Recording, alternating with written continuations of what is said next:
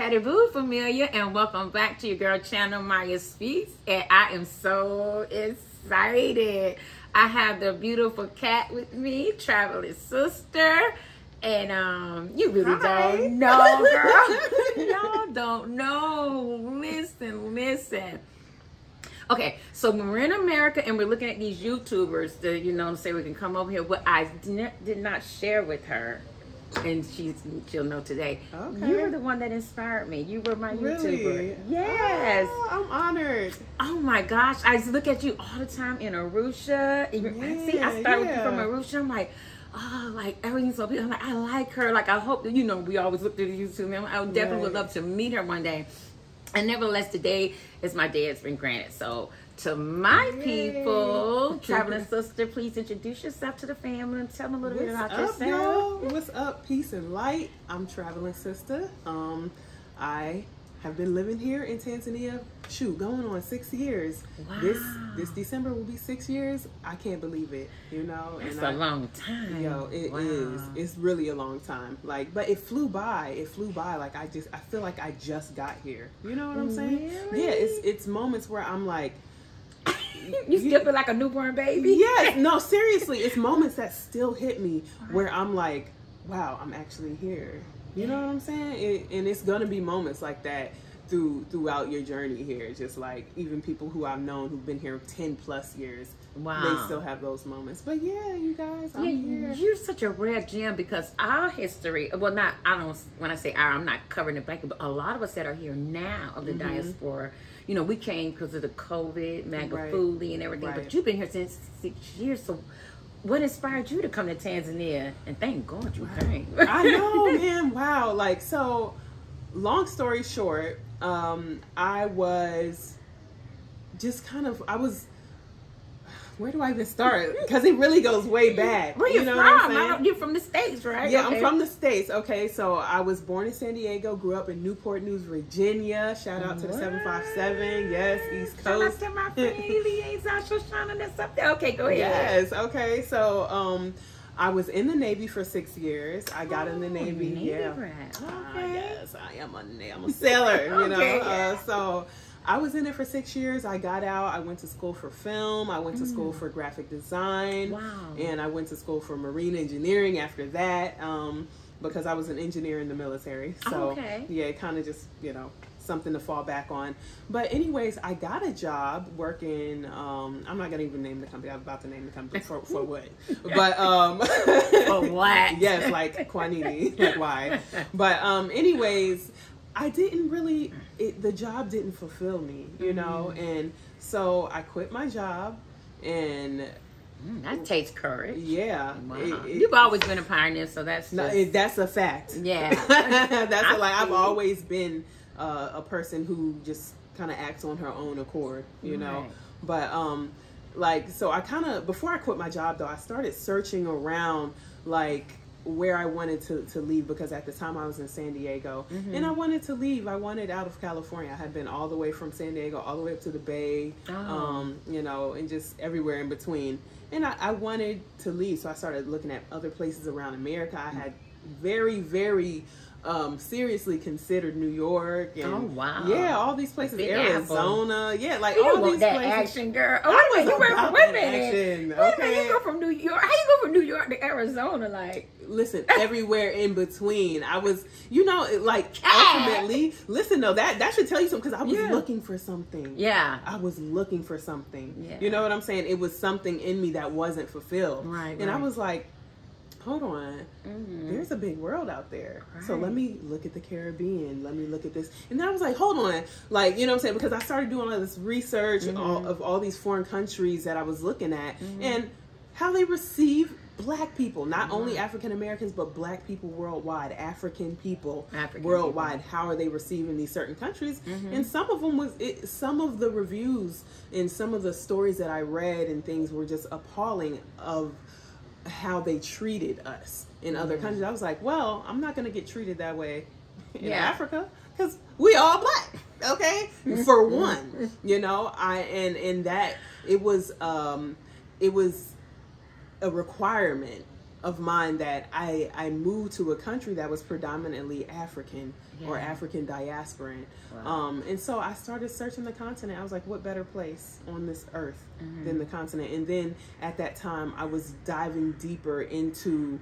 You're truly a rebel to say that, because truth be told, I don't mean to interject. No, you a lot of our people sometimes they romanticize European countries, and then like you come to Africa and your family, why Africa? You know what I mean? They just it's crazy, but it's the point they have given us such a bad view and did a number on us when it comes to Africa. All they fed us with the babies with the big bellies, flies on their face, 30 cents of coffee a day. Right. And it's like, you don't see that. I mean, granted, meanwhile, you come over here, they're all over here. And listen, they're rich. Listen, my landlord's so rich. I mean, like, I got to borrow a cup of sugar from her, okay? Yeah. They let us think that all Africans are poor, but no, you have some rich and you have some poor, but nevertheless, this place is beautiful. But I'll continue on. Yeah, so once I started my search on the continent of where to move, of course, Ghana was one of the first places that I came across that I dug too deep, so deep in. And then I looked at the cost of living. I was like, I'm good. Cost of living in Ghana is, because I haven't been to Ghana. I want to go. I was going to return, but then Magufuli, so that circumvented us to Tanzania. But you saying that it's it was a little high for my budget, and I'm kind of frugal sometimes. So you know, and then it's kind of a euphemism. Huh? It's kind of a euphemism, just putting it mild. You really a frugal, right? Well, not like super frugal, but like just a little bit. When it comes to eating, you just all that goes out the window. Well, when it comes to food, I will spend my money. But like when it comes to like rent and stuff like I'm a very like normal person. You know what I'm saying? But anyways, like Ghana. Ghana, it was just out of my price range for at least for Accra, and I can't lie, I didn't dive super deep in Ghana, but something kind of drove me away. I'm not gonna say drove me away, but something inspired me to look at other countries, because at the time everyone's only talking about Ghana. Yeah, the year of return and all that. Yeah, right? This was before that. This is 2016. Yeah, wow. Yeah, this is 2016 that I started looking, and so I've always been the type of person to go against the grain. Everybody's going here. I'm trying to see what's over there and why y'all running. You know what I'm saying? In the opposite direction. And so I'm like, so let me look east. Nobody's talking about East Africa. And then I started looking at Rwanda and this place. Tanzania wasn't necessarily on my radar until I got overwhelmed. I was like, all right, where's the Serengeti? Dang. Yes. Okay. I was like, where's the Serengeti? At least. Serengeti, girl. Yeah. Okay. And then Tanzania popped up. And then all these things, you know how Google does, like Tanzania pops up, then Mount Kilimanjaro, then Zanzibar. I was like, okay, these fall in line with what I'm looking for. First of all, though, how's that cost of living? Checking the box. All right, checking the box. So I was like, check the budget test. Yes, it passed the budget test. And I was like, all right, one-way ticket, book. What? Yes. And then you landed. Yeah. And then it's crazy. Like, so I had originally planned this trip with one of my good friends at the time, and we were on the same accord. We were on the same accord with this, because I was like, girl, I'm actually about to move. I'm about to get out of here, America, And she was like, I've been having that same feeling. Like, let's look, let's see where we're gonna go. And so that's when the search began. She was searching her own countries. I was searching my own countries, and I was like, so I presented to her once I found Tanzania. I was like, look, the budget is good. It's beautiful. It's this. It's that. Yeah. Check. Yeah. And so once we came out here, so we booked our tickets the same day. Okay, so you came here with a girlfriend. Okay. Yep. You rebel, you. Yes. You look. I love it. I did not. I didn't really hesitate twice, because it was something deeper that was really pulling me out here. Right. And I don't want to say it's spiritual. I don't want to say, I don't know what it was. Right. But it was a pull. It was a pull. And I had to act on it. I was like, at the time I was single, no kids. No kids and everything. Wow. Like, why not? And so, so we came out here. Our original plan was to live in Zanzibar. And so once I got to Zanzibar, it didn't vibe with me, for a place to set my roots. You see what I'm saying? Is it because most of the other Caucasian race kind of dominated? When I was there, they weren't even there in mass influx like they are now. Wow. It wasn't, at least maybe it was a season that I was there because I went in December. I don't know. They're all over now. Listen, everywhere. Everywhere. Yeah. So, you know, when I was out there, it wasn't like that. Wow. And I was in Stone Town. Okay. Where they are. You know what I'm saying? I did not see a lot of them. But it just didn't capture your spirit and your soul. Yeah, it didn't. Okay. It was something, to be honest, it was something a little unsettling. Maybe it was because the slave markets and stuff were there. I don't know. It was something about either. I went to visit Zanzibar and it didn't capture me either. I just felt like it was a touristy. For me, my spirit felt like a touristy. I want to get in, do some pictures or whatever. You know, the slave thing, and then I want to get back home to Dar. Right. I mean, I don't know, just the other land. I mean, I guess I don't know. Maybe it wasn't. I don't know, but whatever it was, it didn't capture me, and so I decided I wanted to come back to like the mainland. Right. You know, I wanted to come back to the mainland, so I caught the ferry on Christmas Eve, and like I actually met some really, really cool people.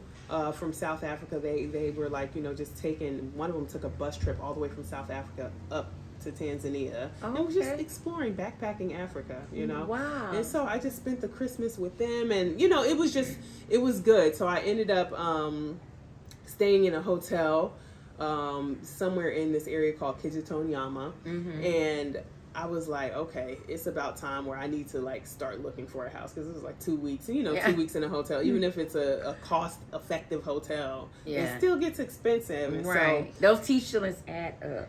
Right. When I first came, I was like, oh, this is not. And then I look at my account, I'm like, oh my God, where did $600 go? Right. You know? Seriously. Yeah. Yep. You learn quick. Yeah, exactly. So, long story short, that's where I met my now husband. Yeah, that's why I'm ready to say, wait, I'm ready to get to that good part. Yes. Okay, so you met your husband. Because you know Diaspora was here too, right? I went, like, for the second week that I was here, or no, maybe like the first month I was here, I met a diaspora couple outside of immigration, and then I went like almost a whole year without seeing any diaspora. Maybe they saw me, but I didn't see them, you know. You said that on one of your videos at one point, I remember. So, okay, so with that being said, did you already, if you kind of had the spirit of this being your home, did you already kind of relegate in your mind that you would probably settle down with a Tanzanian man, or? Well, yeah, kind of. I wasn't looking, to be honest. I had got out of like I just had a kind of bad breakup like 3 months prior to me moving out here, and I was just like, I wasn't like anti-relationship. I was just like healing. I was taking my time to heal, and that's really what this journey was about for me. It was like, okay, Kat, you find yourself in nature, because all I saw in the pictures and all the very few videos on YouTube that it was just a lot of nature, and something drew me to it. So I was like, okay, that vibration in nature is what you need right now. Right. You're going to be healing, you're going to be exploring and having fun. So I didn't come out here with the mindset of like, okay, I want to find a man, but you know, I knew just statistically, I'm a single female, and there are a lot of men here. Yeah, the men beautiful men with bone structure. Women, you know, crazy. Yeah, exactly. It's a lot of men, and so I was just like, just by sheer mathematics, I'm gonna probably find someone. But when I tell you, it wasn't in the forefront of my mind. Great. You know, but And so, how did you meet? So, okay, this is this an exclusive? This is an exclusive. Mariah got the exclusive. Okay. Yes, honey, yes. Okay, go ahead. I'm messing with you. So, I'm gonna have to rewind a little bit for this, because my friend who I originally came out here with, she had made an account on this thing called Couchsurfing, right? It's a website. Oh yeah, called I've heard about that. Not the thing, but I've heard of Couchsurfing itself, but I didn't know they had an account. Yeah, it's a website called Couchsurfing, and she posted. I guess I don't even know how it works, to be honest. I was going to say, tell the people how. I only think I heard that you go and sleep on people's couches in different places, and you don't have to, and you can exactly. And they say money. I have a friend who did that in Australia. Yeah, it's free. Right. You just go sleep on people's couches. And you just meet people. Yeah, and you meet people. Like, Yep. So she had We made don't want a to meet no post. serial killers. That's the only thing I Yeah, mean. that's just kind of weird. She You know? died on their couch. Yo, Okay, let me listen, stop. I don't wanna for real, say like seriously though, But no, like a lot of people do it. yeah. Right. So it's quite a few people who do it. And funny thing is, my now husband, he had just made an account like the day before that. To couch surf? Yeah, What? literally. No. Just the day before that. And Are so you serious? she posted on the forum. So I guess it's a forum for Tanzania. I literally have never been on that website. It's a forum for Tanzania. And she was like, hey, me and my friend are coming. We're looking for people who could show us around and yada, Right. yada, like help us with simple things like phones and Right. stuff like that. And so he responded to her. He was like, hey, yeah, I can help guide you around, whatever, you and your Wow. friend. And so they exchanged numbers on WhatsApp, and I was like, hey, let me get his number because I have some questions about the internet. Yeah. Yeah, you yeah, did. no, I Yeah, did, that was because at just- this point, he didn't even have a picture. I That's didn't even know so what this rich. man looked like. Yes. And so, like, he told me that he was a history teacher. Yeah, that's his formal education as a history teacher. And he's a local tour guide as well. So I was like, oh, okay, sweet. Yeah. And so he was like, here's my Instagram. So I saw his Instagram. Okay. I was like, okay. I knew it was going to get to the good stuff. I knew Right. it. I was like, but then I was like, okay, like just whatever. But I was like, he's handsome, you know. And then I just really didn't think of it because still my healing feelings and from that shit won't hurt. crazy breakup, like still Yeah. healing from that. But like okay. eye candy still, and that's where I was in my mind. Right. Okay. But anyways, fast forward to when we actually get out here, a whole month later, when I decided to come here to back from Zanzibar to the mainland, I was in the hotel for like 2 weeks before I hit up Freddie, my husband, or not even my friend at the time, really, Right. I was like, hey, do you know someone who has a house for rent? I've been staying here for a long time, and I'm just trying to save money. And Yeah, because we be needing a hookup from a Yes. good, honest Tanzanian Yes, and because I that's thank the so universe. important. Yes. It's so important. Yeah. Because you know we got the scammers, but if you get Heck that yeah. real good one that Yeah. really is genuine at heart, whatever you did in your life, that gem is set for you here, and I'm so thankful because I'd be messed up if I hadn't met some of the gems that I have met. But yeah, go ahead, I'm listening. Yeah, like I'm a strong believer that your energy attracts Yeah. like everything, and so I'm so thankful that I met him. And Yeah. whatever. But anyways, he was like, yeah, I know someone. I know 2 people who are renting different houses out or whatever. So if you want to meet me at the ferry, then tomorrow we can go see it. And it was in Kigamboni. So I was like, okay, sure. And then he called me back like 15 minutes later. He was like, actually, I'm staying in Kigamboni, and my brother, I'm with my brother. Yo, shiesty, listen, look. Sneaky, right? Actually, when you say actually, I do. Actually, Okay. Right. And so he was like, we have a 4-bedroom house and 1 bedroom is empty. If you feel comfortable, you can stay here. Wow. And usually I'm like, usually I just wouldn't go stay with a complete stranger, but something about his energy told me yes. And I felt no resistance, literally no resistance. And I didn't second guess it. And really, the rest is history from that. Wow. The rest is history. He was sneaky one day and gave me a little foot rub. And then after that, it was a wrap. After that, it was a wrap. Caddy got you by your feet, baby. Okay. Rub up on these bands. Not except cat land on all 4 feet, baby. He got you by your feet. Yes. Okay. That's what's up. Well, what a nice story. And then you guys have how many children? We have 1 baby girl named Zora. She's 4. She just turned 4. We got married in his home village of Moshi, Old Moshi, Kilimanjaro. Because he's Chaga. He's Chaga. Chaga. Yeah. Because they still have tribes out here. Yes. And you really wouldn't 100 know. and something different tribes. Yeah. Right. And then, you really would think, like, because they speak Swahili. Yeah. That everybody's Tanzanian or whatever. And then when you start to deal with them a little closer, they're like, I'm Chaga. Yeah. Yeah. And the Chaga people are known as the business people.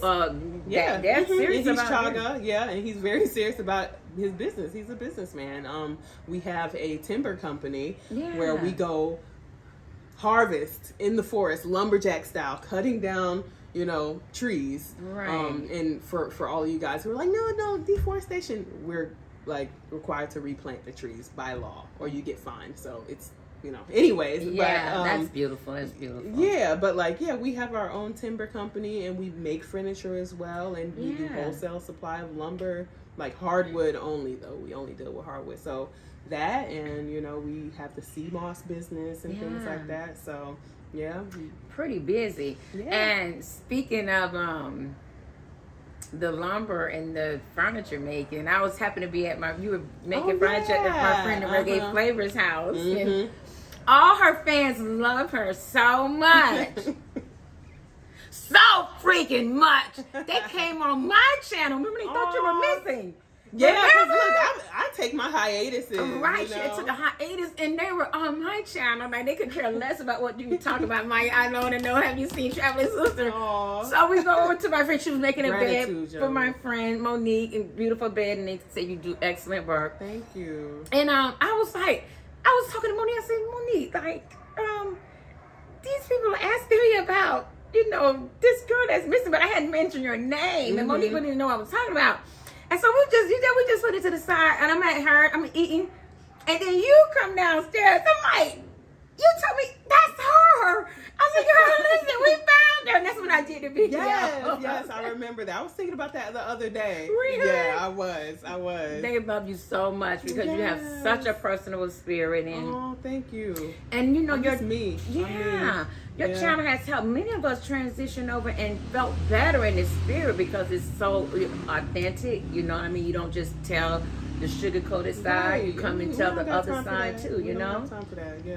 Yeah. Mm-hmm. So where we are now, what would you say to the people, like, if they want to come over in the transition that we are now? What words would you give them? Like, prepare. Yeah. To be honest, when I came back in 2016, I didn't do much preparation because I was just really kind of coming on a whim, and I was following a pull. But this is a very different Tanzania here in 2022 than it was in 2016. I bet you it is. It is, and when I say very different, I mean mostly legally and immigration and stuff like that. And I know, like, I'm not, by any means, like, giving immigrational advice or, I can't do that legally. But, like, what I'm saying is, it's a lot more difficult. If I'm being real, it's a lot more difficult than it was back then. Yeah, it changed. Yeah, I thought it had always been this way, and we was just. It is really not. It's driving a lot of us away. Yeah, I'm really just sticking in, and because I love Tanzania, I love the peace of Tanzania. That immigration part is not the nicest. So I didn't know that it had changed. No, they've always had laws in place, similar laws as what are in place right now, but they were a little loose. The boundaries were a little flexible. You see what I'm saying? But when they see an influx of people coming out here, their antennas are raised, like, okay, what are y'all doing? And so they tighten up. You know what I'm saying? And I can't fault them for that. Y'all are upholding y'all's laws, protecting your country. You see what I'm saying? But, exactly. You were sharing with me just earlier that at one time there was a great exodus of us that came over, and then what happened? It was late 60s, early 70s, and I'm hearing this from the elders that are still here, left over from the 60s, 70s, 80s, it was a big influx of us out here, just like it is now back then. And there's you already know, with a big group of people, especially African Americans, especially during the times of the civil rights movement, of the Black Panthers, the height of that movement and things like that, infiltrated. It's a lot of spies, a lot of things with COINTELPRO and things like that. We were literally infiltrated, and a lot of us who were here dispersed throughout different regions in Africa, you know what I'm saying, or returned to the States or what have you. But it was a lot of us out here. Even Malcolm X himself was here, you know what I'm saying. A lot of freedom fighters came out here, and did things with President Julius Nyerere, the first president of Tanzania, and you know, Great they man. had an amazing man. And they had, you know, things they were working on. I didn't really know anything about the country, so all my idolizations or whatever, if I may use the word loosely, idealizations came from President Pombe Magufuli. But then upon further research, and I learned about Nair, I was like, wow, what a great man, because Magufuli walked in his footsteps, you know what I mean? Right. Yeah. Yeah. Wow. Exactly. You know, he helped liberate not only Tanzania, but so many other African nations as well. You know, people took What's that safe guy named refuge. South African man? Yeah. Oh my God, what's his name escaping me? I was in South Africa too. It's the something effect. You Mandela. know. Yes. Yeah, because you know they called it Mandela effect. I had to go yeah. to girl that my brain was like, because Mandela effect. Right. I gotta I had get to it. go in the spider webs of my brain. He really sat at the foot of Nair. A lot of people didn't know that. I didn't know that. I didn't know until I came out here. To be honest, I didn't know any Tanzanian history before I came out here. I knew the very topical things that I did, like Google searches on, like who is the president, how many years have they had their independence and things like that. But that's literally it. My husband is the one who taught me everything I know about Tanzania because he's a history teacher. Right. Like, yeah. I don't know, Kat. I don't know. Maybe not. I'm trying to wonder, since you met your husband so quick, did you escape some things? Or maybe sometimes that conversation does a clashing conversation happen sometimes? Oh, with me and my husband? Yeah. Culturally, absolutely. Yeah, you know? Absolutely. We have a video. If y'all want to check out one of my I think it's the last video I posted. I hope she'll include the link in the description section. Will. Yeah, because we talk about our cultural differences. Absolutely. I know, because sometimes we bump heads and everything, and you love them, but they don't understand why we make the decisions that we make, why we get angry at certain things, or why they get angry at certain things when it's normal to us. You know what I'm saying? Or it's not that serious. So, like with that, it's just a level of understanding that you have with each other, because love is never enough in any relationship. I know everyone out there who's watching this has probably been in a relationship where you both loved each other but it didn't work. Love is not enough. You have to have patience. You have to have understanding, you know, and the willingness to compromise and not always be in a power struggle like I'm right, you're right, because at the end of the day, it doesn't matter. My husband and I have made a pact with each other. We will never go to bed angry at each other. That is so important. Him sleep on the couch, that's not happening. Me sleep on the couch, that's not happening. We resolve it before we shut our eyes. Wow. Yeah. And that's been like since 6 years now. Yeah, well, when did we actually get together? Like, our anniversary is kind of like February, like Valentine's Day, around that time, where we actually officially got together, like boyfriend and girlfriend, or dating, or whatever you want to call it. Okay. And then we got married in December. But anyways, like, yeah.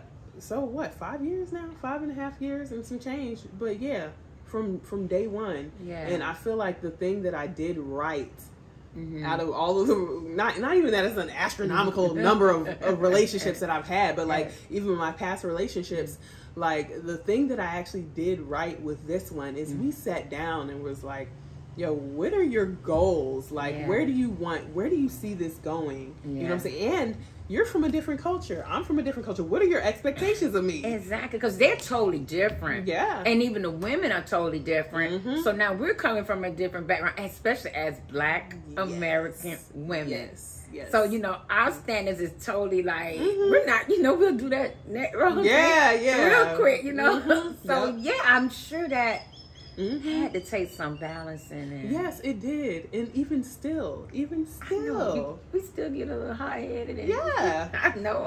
And like, you know, now he knows that, like, if I do, it's rare that I get to the point, like, you know, where it's like a thing between us, but like, he's like, I just know. He has an understanding now of like, okay, I understand why my wife does the things that she does. And then there's a line that you have to understand with both sides. Cultures, you know what I'm saying? Like, is this a character flaw or is it a cultural difference? Right. That is so. That's very, very. I found that out. Yeah. Right. Because you actually really do have to step outside yourself exactly, and find out exactly where does it lie. Yeah, and it's really an observation because some things are universal, like you know that's just bad behavior. But then on the other hand, some things are cultural that are just not acceptable in America. Give us an example. Okay, I always give this example of like, okay, saying like, okay, this doesn't have anything to do with relationships, but just like somebody saying, "Oh, Mama Zora, you got fat." Like, you know what I'm saying? Okay, this big bug just fell from the ceiling.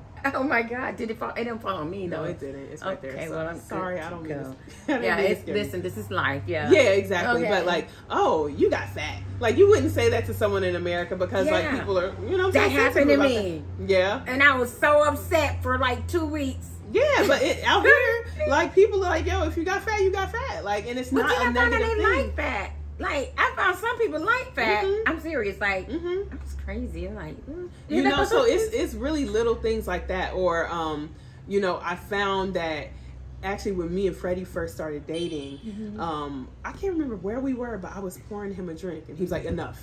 And I was like, enough? Yeah. Like I'm so like a servant or something, like enough, you know, and enough, like, so in Swahili, Natosha is enough, and that's literally what they say, and it's not rude if somebody's pouring you a drink for you to say Natosha. Yeah, exactly. It felt rude. So I told him, like, why you say it to me like that? Oh, you know what I'm saying? I was a little in my feelings, but he's like, oh, I didn't know. So now he's adjusted himself to not say that, you know, and I've adjusted myself to not do things that I do, you know what I'm saying? And give me some stuff that you had to adjust to, because let me think. Culturally, I know one thing too. The not like ugali is really offensive. I don't like it. I don't like it. I don't like it. I don't like it. They tell me there's some. They dip a hole because there's some man that fell in the soup. Yeah, and I dip don't. it. It's not my If I don't favorite. find that man. It has then I ain't got grown nothing on to do me. with your ugali. It has grown on me. Like, I didn't like it at first, but I can't say that I like it now, but I will eat it. Yeah. You know, especially depending on what I have. Out it of with. respect, it seems like to me. But every gulp down, I was like that too. I cut them up in squares just as you help me mentally. Then Like, I'm getting down to like the little... now you know, I get in it, you know, and I roll it around, and it really just all depends on what you're eating it with. Yeah, I have to have sauce. I can't eat it just by itself. Yeah, exactly. But that's mine. Ugali, I cut you off. What is yours? Oh, shoot. You was thinking. Yeah, I was thinking, like, the things culturally that I've really, really had to adjust to is... Not the shoes at the door. That's nothing, right? Oh, nah. But it's the tone. Yeah. The tone sometimes. The chaga tone? Hey, is it chaga? Or is it chaga? Is it a chaga tone? I don't know if it's a chaga tone. No, I don't think it's a chaga tone. But take it from me. It was just... It's just sometimes like, okay, when he's on the phone sometimes, Freddie gonna look at this and be like, yo, you spilling all of the tea. Yeah. Maya always get this exclusive. I'm telling Maya you. speaks, okay? And she makes other people speak. Exactly. Speak it out. But like sometimes when he's on the phone, he sounds like really aggressive, right? Yeah. But I'm like, babe, what happened? Me trying to get the tea. What happened? No, that was just my dad. We just... So, yo, you good? Yeah. You know what I'm saying? So it's just like, sometimes like when he speaks, and I found other Tanzanian men do this too, it sounds aggressive, but they don't mean anything in an aggressive way. Okay. You see what I'm saying? Yeah. And it's, yeah, so it's sometimes like, or that's something I had to really get adjusted to, was the tone. Like different tones. It's not like one of the languages. Kiswahili is not a language where different tones mean different things completely, like Mandarin or something like that. But it is a tonal language. You see what I'm saying? And people are very like Yamani, and then, like, you know what I'm saying? They have the way they slide into words and stuff like that. But yeah, the tone is something I had to be like, adjust to. Yeah, that is, they don't mean you harm by it. Yes, and that's how they talk to everybody, and that's why I checked. I was like, okay, that is his dad on the phone. So if you talk to your daddy like that, and he's not a disrespectful, right? You know what I'm saying? Like that doesn't fly out here. Like somebody disrespectful to their parents, like that's just not a thing. You know what I'm saying? So okay, so the parents, how do they feel about You know, because that is chaga. Yeah. Though, like I say, they got rid of, but there's still some things that still travel at heart. Yeah, you know absolutely. what I mean. Absolutely. So his mother passed away in 2012. But his father. Did you? Wait a minute, you got a chance to meet her? No, you didn't. Right? Yeah, because I came out in 2016. That's right. Okay. Yeah. Wow. But his father, very, very cool, very understanding. You know what I'm saying? And you know, out here, they call their aunties and uncles like Mamam Dogo, Mamam Kuba, yeah, Babam Dogo, Babam Kuba, and things like that. So it's that's in their mind, that's their parents too. Yeah. You see what I'm saying? So in his immediate family, like his brothers and his sisters, who he same mom, same dad, like you know, everybody's great. And I'm not saying that his cousins aren't great, but I felt like it was a little like they were like, who is this girl with all these tattoos and piercing? You know what I'm saying? They was checking me out, like you check anybody out. Like I do it to my brother's girlfriend. Tattoos. You came like years. Rebel you. Okay. Years I've had these. So you know, it was more so of we were kind of feeling each other out from a distance type of thing. But everybody's cool. To be honest, everybody's cool. You know, it took a little more, you know, work to get the rest of his family or to see what their gauge was. You see what I'm saying? Checking the temperature. You see, like but yeah, overall, very loving, very supportive family. Yeah. Wow. And I noticed a lot of times I can get in an Uber with these young guys or whatever, and they don't have children. And they would, that's one of the, I found like one of the highest standards is like, why would I have children? I can't provide, I don't have a, why do they have a wife? I can't provide for a wife. I can't provide. So you know what I mean? So I can't provide for the wife, so why would I have children? And you know, it's different because in the U.S. you meet a young guy that's 20-some years, okay, you know, they probably got like 3-4 baby mamas and whatever, but over here it's totally different. So I'm saying that to say, I know you guys just had your baby, right? No, she's 4. So she's 4. Okay, so you guys about 2 years into the relationship, and then you had her. Okay, great. Okay, I was wondering what you guys holding on the second year. You expecting any more? One day, you know, pole or slowly, as they say out here. But actually. We got together in February, March, April, May, June, July. So 6 months after we got together, I found out I was pregnant. So and we were trying for a baby. We planned like that's so sweet. Yeah, planned for her baby. She got her baby. That's what's up. Yeah. So all right, and then I see you like me like this. Yes. I come to find out. Here in Tanzania, they don't think well of people with dreads. Yes, they do. No, I'm serious. And I heard it from a couple of people that sometimes they think that people with locks are like rebels, like they get scared or whatever. Have you never heard that? I heard from a couple of people. The only negative thing that I've heard about Rastas, as they call us all, exactly. I'm not Rastafarian, right? But, they call us all Rastas. But the only negative thing I've heard is that some people, like the older people, may have a negative view of you. And then if you're walking down the street, the cops can be like, hey, come here, what you doing? Oh my God, y'all, we just got invaded by the drone, the bug drone. I hope you don't come back. We'll have to end this video if you do. But, okay. That's one thing I haven't got used to. The what? The bugs. I don't like bugs. I don't know. I'm from Florida. I know. So we had the iguana, the lizards, the most gangster of them all, the most gangster bugs out there. Yeah. But where was I? What was I saying? Girl, you know my dad say my mind's shorter than that's booty, but he didn't say booty. He said the other verb. So you got to figure it out for yourself. I got it. Okay. The dreadlocks. Okay. Because have you been to Arusha? Of course. Yeah. So like almost everybody up there has dreadlocks. Arusha, Moshi, like. A lot of people have dreadlocks up there, and it's not looked at as a frowned thing. upon. Yeah, it's not frowned upon. Even out here, I feel like it's not too frowned upon. You know. Yeah, I was just appalled to hear it from. You hear from one person, oh well, and you hear from another person, and I go to the place where I get my locks done and everything, and I see others. I'm like, what are they talking about? I see a lot of people actually, but nevertheless, I didn't know that there was a connotation to it. You understand? But nevertheless, all is well. But speaking back of Arusha, because like Dar to me is like really busy. Dar to me is like maybe like the New York of Tanzania, if I should say that loosely, whatever. But like I would go through things here in Dar, and then when I went to Arusha just seemed like an escape for me. And Moshi. Right. And matter of fact, when I say Arusha and Morogoro got together, had a baby, and that's Moshi, or switch it around, whatever, because I love Morogoro too. I can see that. Yeah, you know what I mean? Morogoro's cool. Very plush. It's like I could hear the crickets or whatever. But I was like, you know what? If I had the finances or whatever at some point, I think I would go back to Arusha because I love the pace of Arusha. I don't know what it is. It's just so cool. Arusha has my heart for real. Okay, I love Arusha. Okay, I love it. So it's it's not just me, but I love Morogoro too.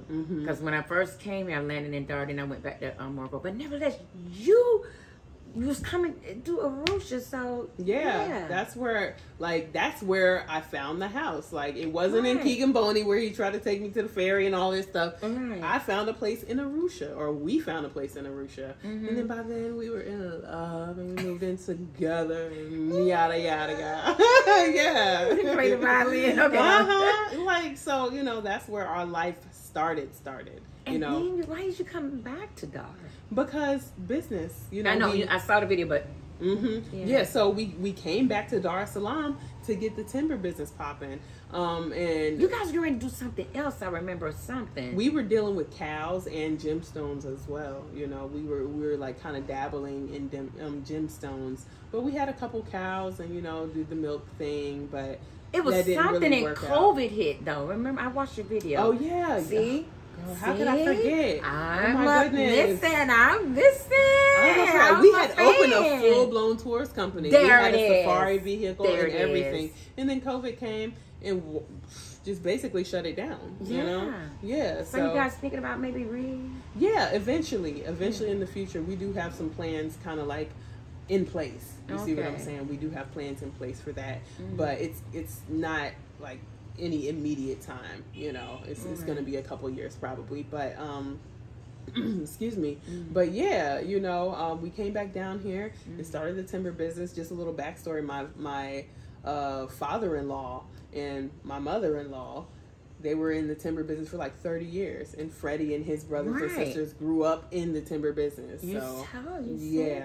So Freddie's like, all right, the tourist company, that didn't go as planned, so let's just go back to what we know. You know what I'm saying? And he knows that business inside and out. Right. Yeah, he knows. And it's been doing great. Yeah, it has. Thank the universe. Like, seriously. Like if you guys come over here and like when you see on that side, they just see the word timber. They probably think like, okay, you guys doing something with lumber or whatever. Yeah. Tell them, explain to you what you really do. So we do. First of all, we harvest our own, like I was saying earlier, we harvest our own timber. We bring in the lumber, which is actually sliced down timber. We do wholesale and retail supply of hardwood lumber, ebony, beautiful African mahogany, just beautiful woods, to be honest. And we also make furniture and anything that has to do with wood, literally anything: beds, cabinets, doors, dressers. Like anything wood, we make it. So yeah, from raw product to finished products, we do it all and everything in between. Wow, that's beautiful. For those people who are here in Dar es Salaam, our office is located on Goba Road, Mbezi Kayuni, and that's like, maybe if you know Goba Road, it's like Masana Hospital, but like maybe 2 minutes up from Masana Hospital where it curves around. So yeah, come check us out, you guys. Sauka Woodworks. It's called Sauka Woodworks, and SAUKA. I was going to say, you definitely need this. I'm looking at you like, girl, you rusting my brain over here. SAUKA Woodworks on Instagram, just all one word. I'm gonna send you the information too, so you can. Yeah, and I'll definitely drop that in the link for the people and what have you. So yeah, and then also listen, dude, since you've been here that long, like I'm kind of struggling, and it's really due to my own fault because I'm kind of laziness and busyness at the same time. But I am trying to carve away to make some to learn Swahili. Did you do a Kidogo head drop? Yes. Oh my gosh, Kat, listen. Because I'm not where I need to be. Listen. I'll be there for you guys. It's okay. Oh, this is my alarm. Oh. Okay, so. Yeah, I mean, I'm not where I should be. Okay. Mm-hmm. I'm conversational though. Okay. And I understand far more than I can actually speak. But I'm getting there. But in the home, your husband speaks it, so your daughter would be growing up bilingual. She's killing it. Zora is, she knows more Swahili She's than me. So cute. Okay. Yeah, she's my baby. Yeah, she's going to have to teach Swahili you. Than me. Yeah, she does. She teaches me. Like, if somebody says something, I'm like, Zora, what'd she say? Oh, I literally asked Zora, like, really? she told me. Yeah. I know, so it is. cute. It's a shame. Trust, it's a shame. But, I mean, I know enough to get around, and I actually probably am not giving myself enough credit. I don't think, because I've heard her in there. That's why I asked you. Mm-hmm. And I'm like, I don't know why you did the cute double head drop, because I heard some things that I know I have not heard. So, you are. But for someone who's been here for 5 years, I should be fluent, to be real. Like, I should. And that's the advice that I tell everybody: learn Swahili. At least start learning Swahili before you get here, and learn it even more. And I don't have an excuse. My husband is Tanzanian, but he speaks to me in English. So, for the most part, because he speaks English too. Okay, so and you listen, and a lot of our challenges here. Mm-hmm. You already know. If you ask most of us here, what is your biggest challenge here in Tanzania? And of course, me, I would probably say Ugali would be number 2 for me. That's up there, huh? It's up there. Trust me. they be killing me. Maya, you gotta love Ugali. You're African. They taught you wrong. I'm like, listen, I need mashed potatoes. Grits. I want mashed potatoes. I don't want this stuff. But the one thing I would say, you already know, I'm sure you would concur with me, would be immigration. Oh, yeah. So with that being said, how does it work out when you marry a Tanzanian? Okay. You don't, I'll tell you. Yeah, absolutely. Now, before I even jump in, it is different if you're a diasporan man who marries a Tanzanian woman. Wow, you don't say it slowly. Say it again. Yeah, if you are a diasporan man, non-Tanzanian man who marries a Tanzanian woman, it's different. The rules are different. The rules are different. So for me, because I'm a woman and I married a Tanzanian man. You're a diasporan woman. A diasporan woman. Mm-hmm. Well, actually being a diaspora doesn't have anything to do with it, but I'm about my people, so I say diaspora, African diaspora. Right. Okay. Even if you're a European, Right. Whatever. Just it's the woman. Yeah. Okay. That's not Tanzanian. Yeah. Okay. Marries a Tanzanian man. Mm-hmm. You get residency. Residency. Yeah. And every 2 years you have to reapply for residency, which is up until what? 10 years or something, they say. I honestly don't even know, because I know it's a certain threshold that you cross where you can apply for actual citizenship. Right, they said. I think they said 10 years, so it's like. I've heard 5. I've heard 7. 5, because I'm saying 5 times 2, because every 2 years. You see what I'm saying? That's what messing me up. Right. But then you get full, right? And does it cost you how much? It costs about $100. So it's $50 plus 100,000 T shilling. And 100,000 T shilling is roughly like 48 bucks. Right. So let's just say $100, which is the same amount as if you are an American citizen coming in on an American passport for your visa. So, Yeah, but that's not a good analogy, kind of, because if you come in on an American passport, you get a multi-visa, but we still have to leave the country every night. Exactly, that's what I'm saying. No, I don't. See, that's why I was saying it's the same price. Okay. It's the same price, but I don't have to leave. Right. Yeah. So if the foreign women come over here, back at home, they used to be someone trying to get a green card. Yeah. But you know what I'm saying? Yeah. Because trying to get residency here is, you gotta be rich. I say that because, you know what I'm saying. I wouldn't cost. say so. Yeah, it does cost, but what I have to always put in perspective for people is like, okay, do you know how many people come to America and empty out their savings getting residency?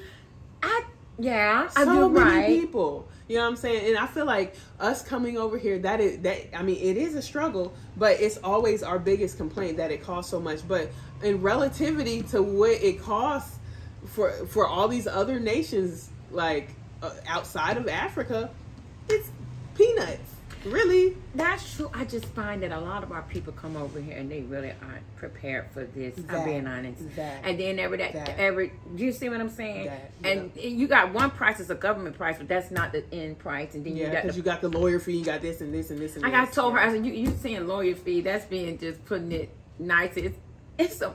They call it lawyer fee, but it's that push. Mm-hmm. Oh yeah. The lawyer put his fee in there, but you gotta get that's them golden scissors to cut that red tape to get something done. Okay, because you can pay the government fee, but if you ain't got that push behind it, your stuff is gonna sit there. But I hate it when I lose my train of thought with it. You were saying, I know, like. Just coming. I was just saying. We don't come prepared. Right. The every 90-day thing, leaving and whatever. Sucks. Right. It sucks. Yeah. Right. Mm-hmm. But when you actually get married. But you know what? I've had friends that came and did the muscle. You did the marriage at the court, right? No, we did it in like a traditional, like a wedding. No, but I'm saying, did you have to go get your stuff signed up? Because my friend did some sort of muscling thing. And her stuff, like, I don't think it went on the record. You understand what I'm saying? So she married a Muslim, right? You know how to Muslim, because they have a different system on how they get married. So I really don't know, right. But I know what we did have to do, which was so interesting to me because we had to post in the village board for 21 days that this person is marrying this person. If there's anyone who objects, come and sign on the village board, like. You're notifying the village that two people are getting married. You know what I'm saying? It's just so strange to me that we had to do that. But anybody show up, like an ex-boyfriend from back in the day, or ex-girlfriend or something. If they object, like, did you? Then what happened? I want to know. Did you find out what happened? No, because ain't nobody object. Like, you know, what I'm saying? We didn't have no problem, girl. I should have showed up the message. We would have been fighting. I know, right? But. Yeah, it's it was that was like the only real thing that we had to go through. Oh, and we had preliminary marriage counseling by his village pastor, I guess, like the main church that's in the village. And even though I'm not a Christian, like we still went through it because I'm like, it's a part of the whatever. So it didn't really bother me too much, but yeah, just a preliminary marriage counseling. And marriage counseling meaning like, okay, y'all are of two different cultures. Like, so how are you going to handle your situations? Basically, it was a counseling. I don't even want to say that it was like rooted in any type of religion. It was just more so guidance from an elder. Oh, wow. You see what I'm saying? Like, are you, how are you going to handle your problems when they arise? Do you plan on having kids? Are you going to raise them in two different ways? Like, you know what I'm saying? Just asking questions. Like, and it actually was like one of his distant uncles or something. So, wow. Yeah. Mm-hmm. And I actually heard that Tanzania is more of a paternal society. They mostly side with the men when it comes to parenting. And the men get the kids or something if they... Well, I wouldn't say that. Well, okay. You know what I mean? More paternal. Well, I would say it would be more patriarchal. Patriarchal, I meant to say. That's the right word. Like, and when it comes to, like, the kids and stuff like that, well, it just depends on what facet of life you're talking about. Like, I met so many men that are raising their children. That's what I'm saying. See, the only men that I met who are raising their children are the ones... Okay. Yeah. Yeah. See, the only ones that I've met who are raising their children are if something has happened to the mother or, whatever, or they're raising them with the mother. Like they're actually present in the mom's life. But I haven't met too many single fathers out here. Oh, wow. It's been opposite for me. I'm going to do an interview. Yeah. Okay. I mean, and then I got the single father from the diaspora that's here too. So that's a unique gem in itself. And then, like I say, the chaga that's doing it and what have you. But okay, so well maybe not. I don't know. I've been just hearing crazy stories. So, nevertheless, with that being said. What do you think about this thing that's going on with the Maasai thing? Like, what do you mean? You didn't hear about it? No, I don't think that so. They're going in there and they're telling them that they gotta move. Like, Oh, Yeah. like going, like, you mean in like Manyara and Serengeti and things like that, or where? I just saw a little post on it, and people were asking me about it. They were going because the other nation wanted to come in, and the government gave them approval that they want to do some poaching. I think I've heard Right, yeah. That just tore my heart. You know what I mean? I know. Yeah. I know. Yeah. I'm praying. What I think about that? Well, I can't even really give my full opinion because I don't have the full story. Right. But from what it sounds like is that the government is allowing people who pad their pockets to come in and disrupt the way of life, the natural way of life that people who have been on this land for centuries, if not millennia. You know what I'm saying? Exactly. And it hurts me because that's why I say the unity of us. Because you know what? If you got yourself together as a powerful unit, you know numbers, and you've made a political impact, when things such as that happen, you can actually come to the rescue of the people sometimes. But we can't even get together to rescue ourselves yet. Yeah. And that hurts me. And I didn't know if that bothers you coming here. Because, like, for me, unifying is so easy for me. I guess I'm glad I'm born this. Right. I'm born in the 70s, and I love people like Black Power, whatever you see. I got Black Wall Street doing garbage. Sis, you are a magnet. You're someone, and I felt this about you the moment I met you at Monique and Ricardo's house. Yes, exactly. When I met you, I was like, she just has a magnetism to her. So it's natural. It comes natural for you. Yeah. For me, okay, I feel like I have moments of that, but I'm kind of an introvert. You see what I'm saying? I like to kind of be by myself sometimes, and I'm totally, I love being by myself. You see what I'm saying? And like for some people, like, but at the same time, I like being by myself because that's where I recharge. But I'm very personable. Yeah. You know what I'm saying? I'm a very kind person, and I'm open. I'm an open person. But some people coming out, I feel like they not only do they have their own personality, but a lot of us are healing from so many traumas. You see what I'm saying? And especially if we don't do any self-work before we come out here, because we romanticize Africa so much that we think that as soon as we step foot on the motherland, that the ancestors are going to swoop down and we're going to be magically healed and delivered of all of our pain and traumas. You know what I'm saying? So we don't even try to do the work. So if we aren't healed, how can we even come together and create a safe or a peaceful place, you know what I'm saying, within each other to have these discussions of unity?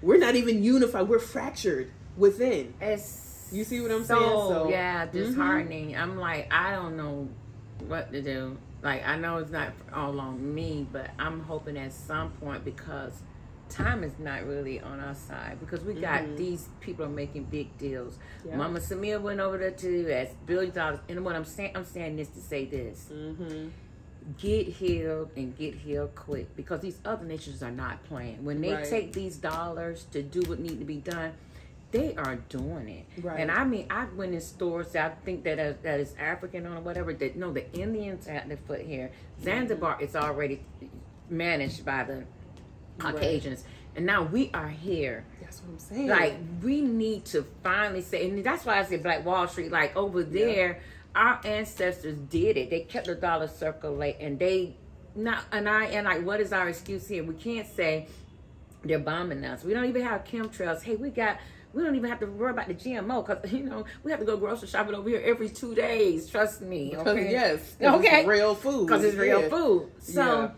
you know, we gotta do it. Like, and it hurts me, because I'm like I say, come, let's build. Like, come, let's, you know. And like you say, I know I see a lot of jealousy within us still. That is one of the biggest demons. Yeah, I see it a lot. Disgusting. I see it a lot. You know, wanting a spotlight, or wanting so badly to be the center of everything, where you lose focus. What are you really doing it for? Are you about the people, like you say, or are you about self gratification? You see what I'm saying? And it is a lot of that, you know. But I made a video as well when you were talking about the Indians, the Chinese. I said in this video, like, yo, the Indians do it, the Chinese do it, the Caucasians or Mzungus come out here and do it. Why can't we do it? Exactly. You know what I'm saying? And then interestingly enough, somebody pointed out in the comment section, like, you know, well, for one, the Indian and the Chinese, they come from a long line of merchant class. When you're talking specifically about African Americans, you know, we were taken from here, and our ties were severed. You know what I'm saying? They didn't allow us to speak our languages. They didn't allow us to do the things that we, you know, we were doing while we were here on the continent. So we've lost a lot of that unification that we had. Because when I come out here, I see people unifying on every level. You know what I'm saying? I see unification amongst the people. But I feel like where we are different, because we are. You know what I'm saying? Yeah. We're different. Yes, we're African people. Yes, we are all children of the motherland. But there are differences within us. You see what I'm saying? We come from the belly of the beast, just like we were talking in there. You know what I'm saying? We have dealt with immense traumas that have changed us. You know what I'm saying? Changed our DNA even. Trauma shows up in your DNA. Yeah, that lady wrote a book on it, post-traumatic stress syndrome. Post-traumatic slave syndrome. Yes, too much stress. I mean, slave. Joyce Degree, thank you for that correction. Yeah. Yeah, like, you know what I'm saying? So, like, we are coming from that, and a lot of us, we carry that pain within us, because sometimes we don't know how to transmute that pain or turn it into something else or deal with it. You see what I'm saying? So I'm not saying that the people out here or the people on the continent don't know pain. They know immense amount of pain too, because I always say that colonism or colonialism is just a whole different tentacle of the same octopus, or one different blade of a same sword. You know what I'm saying? It affected Africa in a horrendous way as well, but they didn't have to live with them. They didn't have to live in the trauma. They didn't have to see their people, even today, being, you know what I'm saying? It's like you've been victimized and you have to live with your abuser. Yeah. You know what I mean? Seriously. Right. Yeah. So, you know, we are different in the sense that they're privileged in the way. Yeah. You know what I'm saying? They're privileged in some aspects where they don't or didn't have that trauma laid upon them. You see what I'm saying? And yeah, we can be aggressive sometimes. We can be snappy. We can be hypersensitive. We can be this, that, and the other. But what I try to urge my people to understand, my continental brothers and sisters to understand, is that we are literally coming from the belly of the beast, a traumatic, trauma-filled situation, you know, for hundreds and hundreds and hundreds of years of this, you know. Not that we need to use that as a crutch anymore, because you can't do better until you know better. Now that we know the root of our traumas, it's time to transcend. You see what I'm saying? Exactly. It's time to elevate ourselves up out of that, and start by working on ourselves, but also unify at the same time. You can do two things. You know what I'm saying? You can walk and chew bubble gum. You can walk and chew bubble gum. Okay. You know what I'm saying? You can work on more than one aspect of the upliftment of our people, because I'm healing me, I'm healing the collective. Exactly. Yeah. Well, definitely. I'm glad to have you. Yeah. You came and stopped by Maya Speaks and gave me some exclusives. So hopefully I can get another update in the future. Yes. And let them know that you have another thing coming too that I'm really, really We're not gonna not gonna introduce that. Okay. But it's something that to look y'all forward been waiting for. Exactly. So with that being said, we're gonna say bye to Traveling Sister. Thank you so much. It was I'm so honored good. for you inviting me. Oh my God, this is my girl here, the YouTuber that inspired me. None of the rest. Oh, gratitude, sis. Gratitude for real. All right. Okay, family, gonna say peace out to the next time, and I'll drop those links down below. Okay. All right. Bye, family.